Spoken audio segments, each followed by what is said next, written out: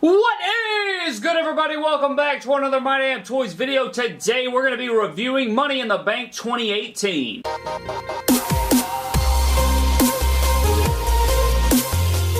Starting things off on the pre-show, guys, we had the SmackDown Live Tag Team Championship match between the Bludgeon Brothers and the Club. I'm very disappointed this was on the pre-show. I didn't even know they were really going to have pre-show matches, and I didn't even know the pay-per-view was going to be 4 hours long, but it was, and this match was probably the best championship match that the Bludgeon Brothers have had, or even the best match they've had since they returned as the Bludgeon Brothers. Very solid little matchup right here. Bludgeon Brothers retained like I expected, and I started off the night 1-0. So Money in the Bank 2018, guys, opened up with Big Cass taking on Daniel Bryan, and I gotta be honest, I did not have very high expectations going into this matchup, but they did surprise me. I actually found myself very engaged during this match. Big Cass actually was impressive. I guess it was because Daniel Bryan was his opponent, but I think they did well in this matchup, and I thoroughly enjoyed it for some odd reason. At the end of it, I was actually like, dang, I actually enjoyed that matchup. So props to Daniel Bryan and Big Cass. I know Daniel Bryan probably carried the whole thing, obviously, but I was impressed, and Daniel Bryan obviously picked up the win like I predicted, and I think that was the right move, and I don't know where Big Cass goes from here, but I was surprised that this was actually a good opener to the show. Next up, we had Bobby Lashley taking on Sami Zayn, and this match was pretty much what I predicted, guys. Just not very much of a match at all. Bobby Lashley just showing off his strength and pretty much destroyed Sami Zayn the entire matchup. Very short match. Nothing that we couldn't have seen on an episode of Raw. This feud has been awful. I hope the feud ends here. I don't want to see another matchup from these guys. I don't want to see these guys continue to cut promos on each other or have obstacle courses or any of that jazz. We just need this feud to quietly just go away and let's forget about all of it. Bobby Lashley won, so that makes me 2-0 on the night at this point. And, yeah, we're moving on to the next matchup. Next up, we had the Intercontinental Championship match between the champion Seth freaking Rollins, one of my favorites right now in the company, going head-to-head with Elias. And this match did not disappoint, guys. Seth was on fire. Elias was on fire. This match was terrific. I enjoyed it a lot. Very fast-paced, very back and forth. I thought there were a lot of great sequences in this matchup. Of course, Seth Rollins continues to burn it down as always, and Elias was a terrific challenger for him tonight at Money in the Bank. A lot of great sequences, as I said. You know, Seth Rollins dove through the ropes one time. Elias countered it, threw him into the barricade, threw him into the post, threw him back inside the ring, and then hit him with an elbow drop. I thought that was a terrific little sequence. Ended up, Seth rolled up. They did like this roll-up sequence back to back to back. Seth ended up finally getting Elias with his hurt knee and all, and this was just a great match. Third match of the night, not including the pre-show here, and this allowed me to go on to 4-0 on the night, predicting this one correctly, as well as Seth retains in a great one. Next up, we had the women's version of the Money in the Bank ladder match. Very entertaining match. We had Becky Lynch, Lana, Ember Moon, Naomi, Charlotte, Sasha Banks, Natalya, and Alexa Bliss. Very entertaining match. I thought this was a great match. The women did a lot of stuff. I feel like this was much better than last year's for some reason, probably because Carmella and Tamina weren't in this matchup. I thought that all the women performed well. I believe that Naomi was probably the highlight to me. She was doing all kinds of crazy stuff. Very athletic chick, just proving why she is just such a great wrestler. I think she's very underrated. People don't give her enough credit. One point in the match, Ember did a crossbody onto Sasha onto the ladder. Thought that was nice. Naomi did a split on the ladder, and then Natalya, like, hit her with like a clothesline to the back of the head, and it looked vicious. I thought that was a really cool one. Naomi jumped onto a ladder while Charlotte and Becky were holding it and clothesline Natalya. I thought that was brilliant. Naomi then hit Sasha Banks with a blockbuster off the apron. It looks absolutely sick, nasty farts. I thought that was a very nice sequence. Then another nice sequence was with Naomi and Ember. I thought they had a lot of great back and forth. A funny part in the matchup was when Lana locked in the Accolade on Alexa Bliss. I just thought that was great. As terrible as Lana is in the ring and just very green, I thought that was very funny. It was a good pop from the crowd, and I enjoyed that little part right there. There was a weird part in the match where Naomi and Lana and Becky, Naomi was on top of the ladder about to get the briefcase, and then Becky came in late and like rushed in a Beck Exploder on Lana, and it just looked really crazy. I don't know. She like did it real quick and then ran up the ladder. It's like she was too late to the party. There was one point where Charlotte speared Ember onto a ladder in the corner. She went under the ladder. That was a bit shaky as well. And then the ending of the matchup, Becky Lynch literally had the Money in the Bank briefcase unhooked, and Alexa Bliss arrives way too late to the party, and she knocks Becky off. You could tell, like, Becky literally had it unclipped and everything. Then she looks down to see Alexa. I don't know. I just didn't like that little late ending there. But Alexa Bliss ascends the ladder, captures the Money in the Bank briefcase, and Alexa Bliss is your second ever Women's Money in the Bank holder. It totally makes sense. You know, she's probably the best heel in the business right now on the microphone. I wish she would get better in the ring, but she is entertaining. She's good. She has amazing promo skills. Probably the best promo on the women's side of things. But I just feel like she's always in our face. I feel like she doesn't need to cash in for a really long time. And if I would have had it my way, I would have given it to Becky. But Alexa Bliss does make sense, and I am a fan of Bliss. I just wish that she would do some more with her character and, I don't know, freshen up the flavor. But that was a great little women's Money in the Bank match, and I did enjoy it. Next, we had this abomination of a match between Roman Reigns and Jinder Mahal. And I'm going to be honest with you guys, I couldn't even really focus on the matchup. You know, it was probably, yeah, I mean, I paid a little bit of attention, not going to lie. But, you know, all the energy was sucked out of this match. The crowd wasn't having it. You know, they immediately turned on it. You know, the Chicago crowd is full of, you know, some of the biggest wrestling marks in the entire world. So they totally shut down this match. We had chants of CM Punk, Rusev Day, NXT, Johnny Wrestling, Velveteen, CM Punk, Let's Go Cena, I even think at one point, and it was just crazy, guys. Beach Ball Mania was running wild in this matchup.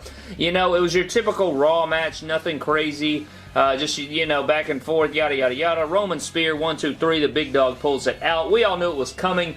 But, yeah, that's pretty much all I can say. I can say this, though. I don't see Roman moving on to fight Brock after this. You know, it's not a very big win. It's just Jinder Mahal, so I don't know where they'll come with that. It'll be interesting to see where they go from here. They'll probably even continue this feud. I'm not even sure. But one part I did like was Sunil Singh getting out of the wheelchair and hitting Roman. I thought that was clever. I wish he would have, like, tried to hit Roman, and when Roman deflected it, he should have sat back down in the chair and made it look like Roman was attacking him, you know, the hurt guy in the wheelchair, making Roman look like the bad guy. I thought that would have been more creative. But anyways, guys, Roman destroys Jinder in just a worthless match. Next up, we have the SmackDown Live Women's Championship match between Carmella and Asuka. And guys, this is just ridiculous. I mean, come on, guys. Come on, guys. This is just terrible. You take the best thing in the women's division in Asuka. You already have her lose to Charlotte like an idiot instead of giving her the ride all the way until WrestleMania 35, which would have been way better, way more creative. But instead,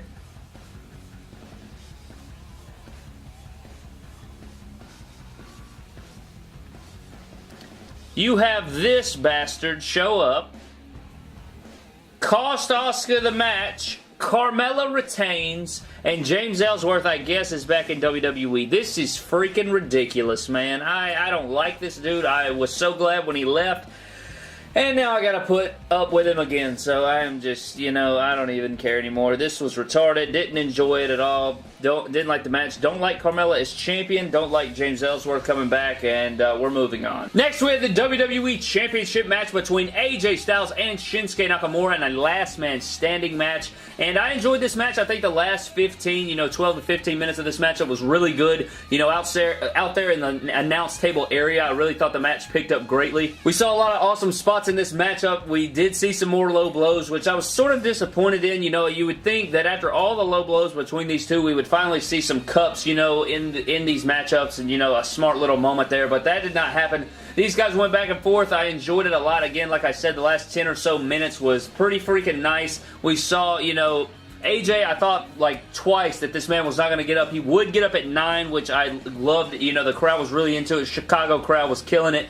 I really liked that. We saw a phenomenal forearm to Shinsuke, a Styles clash off the steps to the floor outside, a kick to the nads, and then finally a final phenomenal forearm to Shinsuke through the announce table, puts him away, and I think that makes him like 0-7 when going for the WWE Championship, which is very sad. But he gets no more rematches, guys. He needs to move on to something different. I don't know where he goes from here. But I don't even know who the #1 contender is going to be after this. Like, who is the most hype coming out of SmackDown? It'll probably be someone from the Money in the Bank match. But I enjoyed this match. Again, it took them a little while to get into it. But once they did, guys, they delivered. And I appreciated this match. And I think that AJ was the right person to win. I agree with it. I didn't want to see Shinsuke win. And I think AJ winning this thing was the right way to go. Next up, we have the Raw Women's Championship match between Nia Jax and Ronda Rousey, and I liked this match a lot, actually, guys. I thought it was pretty solid. You know, they came out hot. I was very interested in it.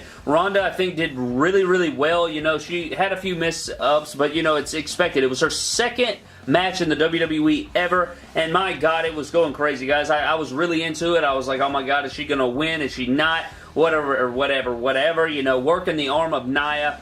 And Ronda looked really great, and then all of a sudden, out of freaking nowhere, here comes Alexa freaking Bliss taking out Ronda Rousey with her Money in the Bank briefcase. Decks Ronda Rousey, decks Nia Jax, and she's just, you know what I'm saying, she's just wailing on them both, just freaking wailing on them, just destroying them with the Money in the Bank. There was one part, though, where she was, like, swinging it at Nia, and it was sort of sissy-fied. I wish she would have hit the shit out of her, you know, make it believable. But anyways, she gives, it was a weird cash-in, guys. Like, Alexa Bliss comes down, she hands the briefcase to the ref, but she's sort of hesitant about it, and then the ref just takes it out of her hands. It was like, I don't know if it was supposed to happen or something. So she cashes in, and she hits Nia Jax with a DDT. She hits Nia Jax with the Twisted Bliss, and my God, the person that won the Money in the Bank is already the Raw Women's Champion. So Alexa Bliss is a 5-time Women's Champion now, and your new champion. I don't know where they're going from here, but I enjoyed the surprise factor. Didn't expect to cash in tonight, and Ronda Rousey impressed me, and Nia Jax actually impressed me. So I like this segment. I like this match. I like the cash in, and Alexa Bliss is champion. And last but not least, we had the men's Money in the Bank ladder match between Finn Balor, Bobby Roode, The Miz, Kevin Owens, Samoa Joe, Braun Strowman, Rusev, and a member of the New Day. The member of the New Day would end up, in fact, being the guy that I wanted to see in this matchup. It would end up being Kofi Kingston. Kofi Kingston would do some great things in this matchup. I was thoroughly impressed with his performance, as, you know, not very surprising at all. Kofi Kingston is an absolute beast. But here we go. Starts off, everyone jumps Braun, buries him on the stage with a ladder, a bunch of ladders, in fact. Kevin acted like he was going to splash Balor through the announce table, but he ended up not being able to. Kofi did a cool trust fall to the outside, taking people out. Balor then would flip over the top rope, taking everyone out. Then Braun Strowman would recover from the pile of ladders, take on Finn Balor from behind. Rusev, Joe, and KO would then triple team Braun Strowman, and they were trying to put him through a table with a ladder. You know, KO would make the climb. Strowman would then fight out of it and climb the ladder and chunk Kevin Owens off this massive ladder off to the side of the stage, sending him through a table off the side of the stage there. Braun would then choke slam Kofi Kingston onto a stack of ladders. Braun would go on to run through a ladder that Finn and Roode tried to use and took them out. It was a very sick spot. They were running up the aisle, and Braun just ran straight through the freaking ladder. It was freaking insane. Joe would then stop Braun from winning the matchup. Rusev does a stack-a-lade. I thought that was hilarious. He had like Miz and Kofi stacked on top of each other, and Corey Graves called it a stack-a-lade. I thought that was beautiful. Joe gets the clutch on Rusev. Then we had a coup de grace to Bobby Roode from the top of a ladder. Very sick coup de grace. I don't know how I didn't kill Bobby Roode. And then the bullshit happened, guys. Braun freaking Strowman wins the men's Money in the Bank. Tell me why the hell Braun Strowman needs the men's Money in the Bank briefcase.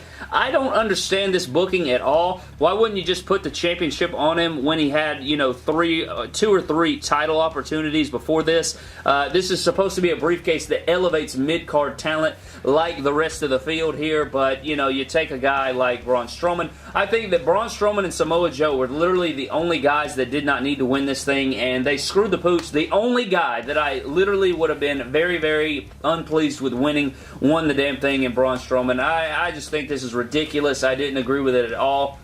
I think this is so dumb. Braun Strowman literally won the greatest Royal Rumble. He won the tag titles. He's won the men's Money in the Bank. And he still has yet to capture the Universal Championship. I don't know what the hell's going on. I don't know, guys. I'm not pleased with this. I think this is the second year in a row now that I've been displeased with the Money in the Bank ladder match. Great match. But the result, it was like last year. Great match, but a terrible result, and I wasn't happy with this result at all. Braun Strowman just isn't, hashtag not my Mr. Money in the Bank. But that pretty much does it for your Money in the Bank 2018. I hope you guys enjoyed the review. If you did, leave a like. Comment down below if you enjoyed Money in the Bank 2018. Let me know down in the comment section below. Subscribe to the channel for more epic WWE and WWE figure-related videos, and I will see you guys in the next video.